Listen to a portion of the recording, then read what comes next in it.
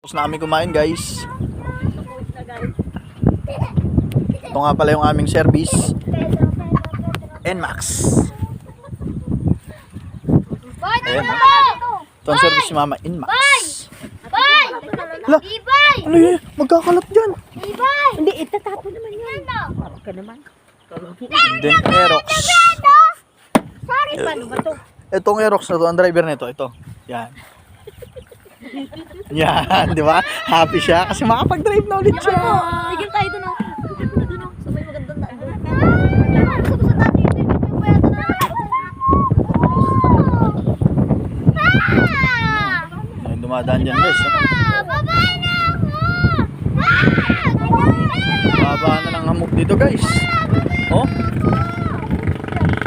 Ganda sa lugar na to, ang lamig.